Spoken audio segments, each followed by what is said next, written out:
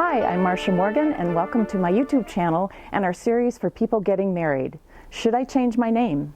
The impact of your last name on identity, marriage, and happiness. We're filming at the wonderful Bella Bride store. Today we're going to be talking about children's surnames. When couples are trying to decide what to do about their own surnames, they often think about what to do with the children. It really impacts what they decide would work well for them. They want a family, they want a bonded unit, they want to feel like a team. So how can we make that happen?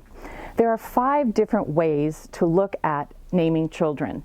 But the first question a couple needs to ask is, do you want to pass along one surname or do you want to pass along both surnames so that each couple is represented? So that's really kind of your first question.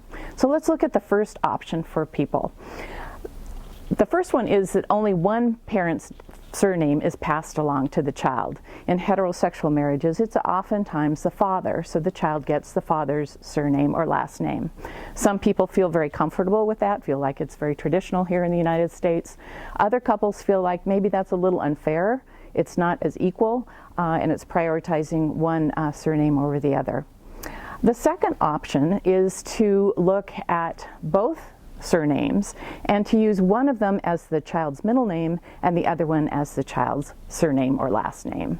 So for instance, Frank Lloyd Wright, his mother's maiden name or last name, surname, was Lloyd. So he had his mother's maiden name as his middle name. You see that a lot. You see it a lot in journalism, in academia, in the entertainment world. It's a very popular option. It used to be a lot more popular in the United States than it is today, but it's becoming much more popular to do. So both parents' surnames are passed along.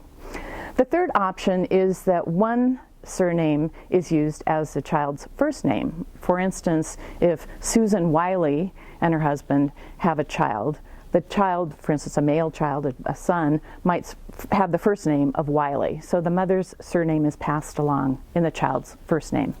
Or it could be also the father's surname. So there's some variables you could do with that one as well. The fourth option is that if there are daughters, girls, that the mother's surname is used for the girl or the daughter, and the father's surname is used for the boy or son. The fifth is to hyphenate the child's name. So both of the parents' surnames are used in a hyphenated fashion with the child. This is also very popular, but one of the downsides is that it's really only good for about one generation. You can't be hyphenating forever. So there's a lot of options. There's no rules, there's no laws that say you have to do one thing or the other. But first decide whether you want one surname to be passed along to the children or both.